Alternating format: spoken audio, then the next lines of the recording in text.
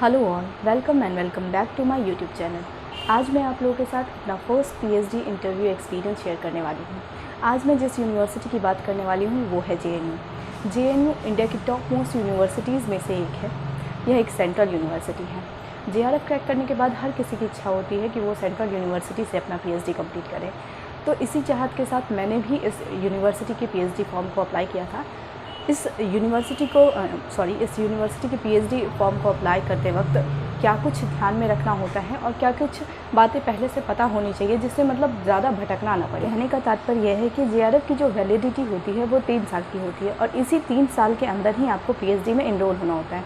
तो हम इसी सोच में रहते हैं कि हमें सेंट्रल यूनिवर्सिटी मिले और सेंट्रल यूनिवर्सिटी के चक्कर काटते काटते जो 3 साल की जो वैलिडिटी होती है वो एक्सपायर हो जाती है। ठीक है, तो मैं यही कहूँगी कि आप ठीक है सेंट्रल यूनिवर्सिटी के लिए अप्लाई करें और बाकी अदर यूनिवर्सिटीज़ के लिए भी मतलब अप्लाई करें। ठीक है, ये नहीं कि मतलब सिर्फ सेंट्रल यूनिवर्सिटी ही लेना है। इस चक्कर में रहेंगे तो सीट क्योंकि बहुत कम आती है। जैसे कि अभी मैं जेएनयू के बारे में आपको सब कुछ बताऊंगी। पहली चीज़ जो सभी के लिए जानना ज़रूरी है वो यही कि जैसे हम लोग को नेट के बारे में पता नहीं था कि मतलब हम लोग पहले यही सोचते थे कि पीजी कंप्लीट होने के बाद ही नेट जेआरएफ के लिए एलिजिबल हैं हम, तभी हम क्वालिफाई कर सकते हैं। ठीक है, तो जैसे ये चीज़ पहले पता नहीं थी, अब हमें पता चल गया है कि पीजी के अपीयरिंग ईयर में भी हम नेट जेआरएफ क्वालिफाई कर सकते हैं। उसी तरह पीएचडी के लिए एक मिथ है कि पीजी कंप्लीट करने के बाद ही हम पीएचडी के फॉर्म्स को अप्लाई कर सकते हैं, लेकिन ऐसा नहीं है। 4th सेमेस्टर यानी कि पीजी के 4th सेमेस्टर वाले स्टूडेंट जो हैं वो भी पीएचडी के लिए अप्लाई कर सकते हैं। ये बात मुझे पहले मालूम नहीं थी। ठीक है, इस कारण बहुत सारी सेंट्रल यूनिवर्सिटी का फॉर्म मैंने फिल नहीं किया था। जेआरएफ क्वालिफाई था और मैं जिस जेआरएफ के थ्रू अप्लाई कर रही थी वो दिसंबर 19 का जेआरएफ था। ठीक है, तो जेआरएफ मेरा पहले ही क्रैक हो चुका था। ये सब कुछ पता नहीं था मुझे कि 4th सेमेस्टर में अप्लाई कर सकते हैं या नहीं। तो फिर भी 4th सेमेस्टर के बहुत लास्ट में मतलब फाइनल ईयर का एग्ज़ाम दे दिया था मैंने, तब मैंने अप्लाई किया था जेएनयू के लिए। और उस टाइम बहुत सारी सेंट्रल यूनिवर्सिटी की फॉर्म निकली थी, लेकिन वो मिस हो चुकी थी इस नॉलेज के नहीं होने के कारण। तो फिर मैंने सेंट्रल ये जेएनयू के लिए अप्लाई किया था। तो जेएनयू की उस वक्त जो डेट थी वो आई थी जुलाई में। ठीक है, जुलाई के मिड में आई थी शायद। जेएनयू की फॉर्म फिलिंग की डेट भले ही जुलाई के मिड में आई थी, उस टाइम मैं 4th सेमेस्टर में थी, लेकिन जो इंटरव्यू हुआ था वो हुआ था अक्टूबर में। ठीक है, तो 3 से 4 महीने के बाद ही आप किसी भी यूनिवर्सिटी का लेके चलेंगे तो इंटरव्यू के लिए कॉल जो होता है वो 3 से 4 महीने के बाद ही होता है। बहुत सी यूनिवर्सिटी ऐसी होती है जो 6-6 महीने के बाद इंटरव्यू कंडक्ट करवाती है। मैंने जेएनयू पीएचडी का फॉर्म 2021 सेशन का फिल किया था। ठीक है, तो उस वक्त जो 2021 सेशन के लिए जो सीट आई थी वो हिंदी के लिए 3 सीट आई थी पीएचडी के लिए। उसमें भी जेआरएफ के थ्रू वो पीएचडी की सीट थी। ना नेट वालों के लिए सीट थी और ना ही रेट वालों की सीट थी। ठीक है, तो जो जेआरएफ कैंडिडेट हैं, जेआरएफ क्वालिफाइड है, उन्हीं के लिए सीट आई थी और वो भी सिर्फ 3 सीट थी। 2 जनरल के लिए थी और 1 ओबीसी के लिए थी। इतनी कम सीट थी, मतलब मैंने ऐसा एक्सपेक्ट नहीं किया था। सेंट्रल यूनिवर्सिटी है, मैंने सोचा था बहुत सारी सीट होगी और मतलब ऐसा था कि मतलब मुझे कुछ समझ में ही नहीं आ रहा था कि फॉर्म अप्लाई करना है या नहीं करना है। बहुत लोगों से मैंने इस चीज़ के बारे में पूछा भी, तो बहुत लोग ये कह रहे थे कि नहीं करना चाहिए, 3 सीट है, क्या फ़ायदा होगा वहाँ पे सीट अप्लाई करने के लिए, कोई फ़ायदा ही नहीं होगा। लेकिन फिर भी मन में एक था कि चलो जेएनयू के लिए अप्लाई करते हैं, देखते हैं वहाँ पे क्या होगा। जेआरएफ था तो 4th सेमेस्टर में भी थी, रिज़ल्ट आया नहीं था, मार्कशीट मिली नहीं थी, तो यही सब चीज़ सोच कर मैंने अप्लाई कर दिया। चलो ठीक है, एक्सपीरियंस तो कम से कम होगा। ठीक है, तो आज वही एक्सपीरियंस मैं आप लोगों के साथ शेयर कर दी हूँ। तो चीज़ें बहुत कुछ सीखने को मिली, यही बहुत काफ़ी है। ठीक है, अच्छा फॉर्म तो मैंने फिल कर दिया था। ठीक है, तो लेकिन माइंड में ये भी था कि इंटरव्यू जो होने वाला है वो ऑनलाइन होगा या ऑफलाइन होगा, क्योंकि बहुत सारी मतलब उस टाइम जो डिपार्टमेंट में जो इंटरव्यू हो रही थी वो ऑनलाइन हो रही थी। ठीक है, तो मेरे दिमाग में ये था कि मतलब अगर ऑफलाइन हुई तो जेएनयू जाना पड़ेगा। ठीक है, और साथ में पीछे ये भी चल रहा था कि होगा सिलेक्शन या नहीं होगा। ठीक है, तो दोनों चीज़ था और बहुत सारे स्टूडेंट यही मतलब इसी कन्फ्यूज़न के कारण इंटरव्यू की डेट के दिन पहुंचते ही नहीं हैं इंटरव्यू देने के लिए। ठीक है, क्योंकि उन्हें लगता है कि होगा ही नहीं तो जाके क्या फ़ायदा है। ठीक है, तो मैं ये कहूँगी अगर आपने फॉर्म अप्लाई किया है तो इंटरव्यू के दिन जाइए ज़रूर, क्योंकि वहाँ पे बहुत कुछ सीखने को मिलेगा। आपके रिसर्च प्रपोज़ल को ही एक बार ये सोचिए ना कि आपके रिसर्च प्रपोज़ल को ही चेक करने के लिए टीचर मिल जाएंगे, है ना। फॉर्म अप्लाई किया है तो आप इंटरव्यू देने ज़रूर जाइए। ठीक है, जैसे बाकी सारी यूनिवर्सिटीज़ या बाकी सारे डिपार्टमेंट में इंटरव्यू ऑनलाइन हो रहे थे, उसी तरह हिंदी डिपार्टमेंट के लिए भी जो इंटरव्यू के लिए शेड्यूल जारी हुआ वो ऑनलाइन मोड में ही जारी हुआ और सबको मतलब ईमेल के थ्रू एक मैसेज आया कि मतलब अपना वाइवा बॉस के लिए जो एडमिट कार्ड है वो डाउनलोड कर लीजिए, ठीक है। उसमें क्या क्या इन्फॉर्मेशन हम लोग को गिवन था वो चीज़ मैं आप लोगों को बताती हूँ। ऑनलाइन इंटरव्यू के लिए जो हम लोगों ने एडमिट कार्ड डाउनलोड किया था, उसी एडमिट कार्ड में हम लोगों के लिए मतलब इंटरव्यू के लिए, ऑनलाइन इंटरव्यू के लिए एक गूगल मीट का लिंक गिवन था, ठीक है। उसी लिंक के लास्ट जो 4 कोड थे वो गूगल मीट में ज्वाइन करने के लिए, मीटिंग ज्वाइन करने के लिए वो कोड लगाना था वहाँ पे, ठीक है। तो वो लिंक के लास्ट में ही दिया हुआ था, ठीक है। तो उससे ज्वाइन करना था, ठीक है। एक तो गूगल मीट का लिंक दिया हुआ था और उसके बाद जो उसमें नेसेसरी रिक्वायरमेंट जो गिवन था उसमें ये था कि आपको जितने भी आपके जो डॉक्यूमेंट्स हैं, ओरिजिनल डॉक्यूमेंट्स, उसको स्कैन करके ईमेल के थ्रू, एक ईमेल गिवन था, डिपार्टमेंट का ईमेल गिवन था, ठीक है। उसी डिपार्टमेंटल ईमेल पे आपको सेंड करना था अपना सारा डॉक्यूमेंट और साथ ही रिसर्च प्रपोजल जो 500 वर्ड का है, सारे डॉक्यूमेंट जो हमें सेंड करने थे ईमेल पे वो एक दिन पहले, यानी कि इंटरव्यू से एक दिन पहले, यानी कि अगर इंटरव्यू मेरा 18 अक्टूबर को था तो मुझे 17 अक्टूबर को ही ईमेल पे ये सब कुछ डॉक्यूमेंट सेंड करना था, ठीक है। अच्छा, अब बात करते हैं कि इंटरव्यू वाले दिन सीन क्या था, ठीक है। क्योंकि हमारे को टाइम ये गिवन था कि 10 बजे जो टाइमिंग दे रखा था इंटरव्यू होने का, ठीक है। तो 10 बज चुके थे और मैं इंटरव्यू के लिए एकदम तैयार थी, ठीक है। डॉक्यूमेंट वगैरह सब कुछ साथ में लेके मतलब बैठी थी मैं, और रिसर्च प्रपोजल भी अपने साथ लेके बैठी थी, ठीक है, ताकि मतलब कुछ भी ऐसा रिक्वायरमेंट होगा तो मैं उसे मतलब रेफ़र करके बता सकती हूँ, ठीक है। तो सब कुछ तैयार थी मैं और 10 बज चुके थे, 10:30 बज चुके थे। मुझे समझ में नहीं आ रहा था कि मतलब इंटरव्यू के लिए कोई लिंक क्यों नहीं आ रहा है, ठीक है। तो बाद में पता नहीं क्या हुआ मुझे, और मैंने सोचा कि मतलब खुद ही ट्राई किया जाए, कि मतलब खुद ही ज्वाइन करने की कोशिश करने लगी मैं, ठीक है। तो ज्वाइन करने की कोशिश करने लगी, अचानक मेरे नंबर पे कॉल आता है कि मतलब ज्योति कुमारी बोल रही हैं और आपको लिंक के लिए बोला जाएगा, जब ज्वाइन होने के लिए तब आप ज्वाइन कीजिएगा, ठीक है। आपको कॉल किया जाएगा, उसके बाद आप ज्वाइन कीजिएगा, ठीक है। तो मतलब यहाँ पे ये सीन था कि मतलब आपको खुद ही, जब तक आप उस चीज़ के लिए मतलब मुझे ऐसा लग रहा था कि जैसे आपको एफ़र्ट लगाना पड़ रहा था वहाँ पे। बहुत लोग, क्योंकि बाद में पता चल रहा था बहुत लोगों का कि उनको इंटरव्यू के लिए कॉल ही नहीं आया, ठीक है। तो इस वजह से शायद हो सकता है कि अगर मैं भी ट्राई नहीं करती तो शायद मेरा भी इंटरव्यू उस दिन ना हुआ होता। तो ठीक है, आप लोग भी एक बार ऐसा अगर ऑनलाइन इंटरव्यू हो तो एक बार खुद से ही ट्राई करने की कोशिश कीजिएगा ज्वाइन होने के लिए। बाकी वो लोग खुद ही आपको मैसेज कर देंगे, ठीक है। तो मेरे इस कोशिश से उन्होंने मुझे कॉल किया और उसके बाद उन्होंने कहा थोड़ा वेट करने के लिए, और उसके बाद फिर उन्होंने दोबारा कॉल किया, उसके बाद मुझे ज्वाइन किया गया, ठीक है। अब पूरी बात करते हैं इंटरव्यू कैसा हुआ, ठीक है। तो इंटरव्यू बहुत अच्छा हुआ मेरा, ठीक है। मतलब मुझे बहुत कुछ सीखने को मिला इस इंटरव्यू के दौरान, ठीक है। तो जैसे ही मैं ज्वाइन कर रही थी, मैंने ज्वाइन किया तो एक शायद किसी स्कॉलर का ही इंटरव्यू हो रहा था उस टाइम, और वो शायद हिमाचल से थे, ठीक है। तो उनका रिसर्च प्रपोजल सुनकर मतलब मुझे ऐसा लग रहा था कि मतलब मैंने कुछ बनाया ही नहीं है, मतलब मेरा कोई है ही नहीं। मतलब ऐसा बोलते हैं ना कि मतलब आपको बहुत छोटा लगने लगे अपना टॉपिक, ठीक है। तो ऐसा लग रहा था मुझे कि मतलब मैं क्या ही टॉपिक मैंने चूज़ कर लिया, ठीक है। इंटरव्यू चल रहा था, स्कॉलर का इंटरव्यू चल रहा था, तो उस वक्त जो स्क्रीन पे है मुझे सिर्फ HOD सर दिख रहे थे JNU के, ठीक है। हिंदी विभाग के जो HOD थे वही सिर्फ दिख रहे थे, ठीक है। उसके बाद जैसे ही वो आउट हुए, वो स्कॉलर आउट जैसे ही हुए, उनके बाद फिर एक और सर ऐड हुए उस स्क्रीन पे, और जैसे ही मतलब फिर मैंने अपने आप को इंट्रोड्यूस किया, और मतलब एक माहौल बनाने के लिए HOD सर ने मतलब ऐसे मजाक में किया कि तुम्हारा नेट क्वालिफाइड है या नहीं, JRF क्वालिफाइड है या नहीं। तो ये सिर्फ इसलिए पूछा जाता है ताकि आप मतलब रिलैक्स हो जाइए, आप बिल्कुल डरे हुए ना हो, ठीक है। तो इस चीज़ के लिए वो लोग सिर्फ माहौल बनाते हैं। अच्छे से उन्होंने बात की, ठीक है। मुझे बिल्कुल ऐसा नहीं लग रहा था कि मैं किसी इंटरव्यू में हूँ, हाँ ऐसा लग रहा था मतलब जैसे नॉर्मल कॉलेज में जो टीचर मुझसे बात करते हैं वैसे बिल्कुल ऐसा लग रहा था। मुझे लग ही नहीं रहा था कि ऑनलाइन इंटरव्यू हो रहा है, ठीक है। तो सब कुछ मतलब इंट्रोडक्शन होने के बाद उसके बाद उन्होंने मेरे रिसर्च प्रपोजल से सवाल पूछना स्टार्ट किया उन्होंने, ठीक है। तो रिसर्च प्रपोजल पे सब कुछ ठीक था, लेकिन ये एक कमी रह गई थी मुझ में कि जब मैं रिसर्च प्रपोजल बना रही थी तो पहले तो पता नहीं था मुझे कि इतनी जल्दी डेट आ जाएगा, ठीक है, इंटरव्यू के लिए। मुझे लगा था कि हाँ 6-7 मंथ ऐसे लगेगा कि आराम से इंटरव्यू की डेट आएगी, लेकिन 3 मंथ के अंदर ही आ गई थी JNU की डेट। बाकी तो शायद जो पहले भी सेंट्रल यूनिवर्सिटी की फॉर्म जो फिल हो चुकी थी उसकी भी इंटरव्यू की डेट आई नहीं थी, तो इसलिए मुझे लगा कि हाँ ठीक है, हमारा भी जो मैंने फिल किया है वो भी नहीं आने वाला। तो इस कारण अचानक से इंटरव्यू की डेट आ चुकी थी, तो जल्दी के चक्कर में मैंने जल्दी रिसर्च प्रपोजल कंप्लीट किया था, ठीक है।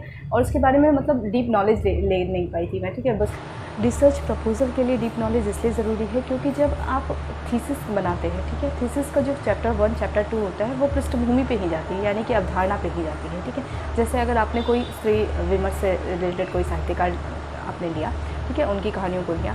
तो आपको स्त्री विमर्श के अवधारणा के बारे में पता होना चाहिए, ठीक है। उनके समकालीन जो रचनाकार हैं, जो राइटर आपने चूज़ किए हैं, उसके समकालीन रचनाकार के बारे में आपको पता होना चाहिए, ठीक है। उनकी फेमस रचनाओं के बारे में पता होना चाहिए, उन्हें क्या क्या सम्मान पुरस्कार या जो मिला है वो आपको पता होना चाहिए, ठीक है। तो ये सब कुछ मतलब समकालीन के बारे में भी थोड़ी बहुत जानकारी होनी चाहिए, ठीक है। तो यहाँ पे गलती मुझसे सिर्फ यही हुई थी कि मैंने मतलब रिसर्च प्रपोज़ल जो टॉपिक चूज़ किया था, मैं बिल्कुल एकदम टू द पॉइंट मतलब पेपर इंटरव्यू के लिए पढ़ कर गई थी, ठीक है। कि हाँ मतलब जो मैंने टॉपिक चूज़ किया है बस उसी से रिलेटेड जो भी सवाल पूछा जाएगा बस उसी से रिलेटेड होगा। मुझे बिल्कुल भी ये आइडिया नहीं था कि मतलब उससे रिलेटेड भी, मतलब जैसे अगर मैंने दलित साहित्यकार को चूज़ किया है किसी भी, तो दलित विमर्श से रिलेटेड अन्य जो रचनाकार हैं उनके बारे में भी पूछा जाएगा, ये मुझे बिल्कुल भी आइडिया नहीं था। दलित विमर्श की अवधारणा से सवाल पूछा जाएगा, ये बिल्कुल मुझे आइडिया नहीं था, ठीक है। तो इन सब चीज़ों को लेकर के मतलब मुझे पता नहीं था, तो मैं पढ़कर भी नहीं गई थी। तो लेकिन हाँ ये था कि मतलब मुझे नहीं पता था, तो मैं उन्हें ये कह देती कि सर मुझे पता नहीं है। और मैं मतलब जैसे अगर मैंने मूल पुस्तकों को नहीं पढ़ा, ठीक है, जैसे अगर आप बनाते हैं रिसर्च प्रपोजल तो ज़रूरी नहीं कि आप सभी रचनाओं को पढ़ लीजिए, ठीक है। क्योंकि हम संदर्भ सूची में संदर्भ ग्रंथ सूची जो हम डालते हैं उसमें हम बहुत सारी रचनाओं का नाम तो डाल देते हैं, लेकिन हम सभी रचनाओं को पढ़ नहीं पाते हैं। तो उसके लिए वो पूछेंगे ज़रूर आपसे कि आपने ये रचनाएं पढ़ी हैं या नहीं पढ़ी हैं। अगर आपने पढ़ी है तभी आप कहिए कि आपने पढ़ी हैं, क्योंकि अगर आपने ये कह दिया कि आपने पढ़ी है तो फिर तो आपसे मतलब सवालों की लड़ी लग जाएगी, ठीक है। तो इसलिए जो चीज़ पढ़ा है बस वही बताइए, ताकि उनका भी समय बर्बाद ना हो और आपका भी समय बर्बाद ना हो, ठीक है। गोल गोल बात करने से बेहतर है कि बातों को स्पष्ट किया जाए, ठीक है। नहीं पढ़ी है तो ठीक है, नहीं पढ़ी है, बाकी मतलब आगे अगर हम करेंगे तो पढ़ लेंगे, ठीक है। तो इस चीज़ को लेकर चलिए कि हाँ ठीक है आगे हम पढ़ेंगे, तो आपको सच बोलना है, ठीक है। कभी ये नहीं कहना है कि हाँ हमने ये पढ़ लिया, हमने वो पढ़ लिया, क्योंकि वो बहुत मतलब क्या ही बोलूँ कि वो उस चीज़ यानी कि उस विषय के महारथी हैं वो लोग, ठीक है। उन्होंने महारत हासिल कर ली है उस विषय में, ठीक है। तो उनके सामने प्रिटेंड करना ज़रूरी नहीं है, ठीक है। तो आप जो भी सच्चाई है वही कहिए, और मैंने भी यही कहा। बात और भी मेरे साथ जैसे ही मैंने अपने रिसर्च प्रपोजल का टॉपिक बताया तो उस विषय से संबंधित जो भी प्रवीण प्रोफेसर होते हैं जो उस विषय में महारत हासिल किए हुए होते हैं उनको आपसे सवाल पूछने का मौका दिया जाता है, ठीक है। तो मुझे मेरे टॉपिक के लिए एक मैम आई और वही मुझसे सवाल पूछ रही थी, ठीक है। तो HOD सर भी थे, ठीक है। तो उन्होंने जो मुझसे सवाल पूछा वो यही कि जो टॉपिक मैंने चूज़ किया था उस राइटर की एक फ़ेमस रचना थी। उस रचना को मैंने मूल पुस्तक से नहीं पढ़ी थी, मैंने सिर्फ गूगल से उसके बारे में थोड़ा बहुत जान लिया था, ठीक है। तो समीक्षा जैसे कह सकते हैं आप, समीक्षा जान ली थी मैंने, ठीक है, सारांश जान लिया था। तो मैम ने पूछा तो मैं कह रही थी मैम मतलब मैंने गूगल की सहायता से ये चैप्टर पढ़ा है और ये रचना मैंने गूगल की सहायता से ही पढ़ी है, ठीक है। तो उन्होंने ये कहा कि मतलब हाँ तुम मतलब नेट को ज़्यादा प्राथमिकता देती हो, ठीक है। तो ये चीज़ भी है कि आप ज़्यादा अगर आप ठीक है आप सच कह रहे हैं कि गूगल की सहायता से कर रहे हैं, तो ये ना हो कि आपका वो एक वो बन जाए कि मतलब क्या बोलते हैं एक कमी बन जाए, ठीक है। तो यही चीज़ मेरे साथ भी हुआ, तो शायद उन्हें ये लगने लगा मैम को कि मतलब मैं गूगल को ज़्यादा प्राथमिकता देती हूँ।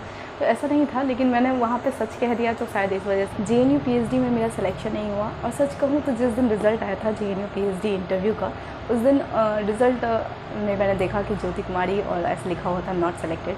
तो पहला ऐसा रिज़ल्ट था मेरी लाइफ का कि मतलब जिसमें लिखा हुआ है नॉट सेलेक्टेड और मुझे मतलब बिल्कुल भी दुख नहीं हो रहा था, ठीक है, उस चीज़ के लिए। तो जो मेन बात है वो जो है वो यही कि इस इंटरव्यू से मुझे क्या कुछ सीखने को मिला, ठीक है। तो पहली बात तो ये कि मुझे पहले पता नहीं था कि अपीयरिंग यानी 4th सेमेस्टर में PhD के लिए अप्लाई कर सकते हैं। ये बात पता होने से क्या होता है कि जैसे फॉर्म अप्लाई किया और उसके 6 मंथ या 4 मंथ के बाद आपका इंटरव्यू होता है, तो आपको ये 4 मंथ का टाइम मिल रहा है। तो अगर आप फॉर्म फिलिंग 4th सेमेस्टर में ही कर लेते हैं तो आपका टाइम बचाना है ना, क्योंकि आप PG का मार्कशीट आने का वेट करोगे, उसके बाद किसी सेंट्रल यूनिवर्सिटी का फॉर्म निकलेगा तब फॉर्म फिल करोगे, क्योंकि सेंट्रल यूनिवर्सिटी का फॉर्म जो है वो साल में एक बार निकल रहा है, ठीक है। तो इस वजह से आपको ये चीज़ पता होगी तो आप पहले से अवेयर रहेंगे, ठीक है। दूसरी चीज़ क्या पता चली मुझे कि जैसे मतलब मैंने अपना रिसर्च प्रपोजल बनाया तो मुझे किसी के गाइडेंस की ज़रूरत थी, तो जो मुझे नहीं मिली, ठीक है। तो मैंने खुद से ही सब कुछ किया। तो इस चीज़ के लिए मुझे ये था कि हाँ मैंने सही बनाया है या नहीं, तो इसके लिए एक इंटरव्यू के हो जाने से ये चीज़ मुझे पता चल गया कि चलो ठीक है कि मेरे रिसर्च प्रपोजल में क्या कुछ अभी कमी है, ठीक है, और क्या कुछ मुझे सीखने की आवश्यकता और है, ठीक है। तो हम लोग ये सोचते हैं कि रिसर्च प्रपोजल पर पूरा काम होना चाहिए, ठीक है, यानी कि पेपर वर्क पूरा होना चाहिए। भले ही हम थ्योरी में मतलब प्रैक्टिकल जब हो तो हम भले ही उसमें कुछ ना बोलें, लेकिन हमारा पेपर वर्क जो होता है वो कंप्लीट होना चाहिए। लेकिन ऐसा नहीं है, पेपर वर्क में कमी रह जाए कोई बात नहीं है, लेकिन आपके पास जो नॉलेज है वो ज़्यादा होनी चाहिए, ठीक है।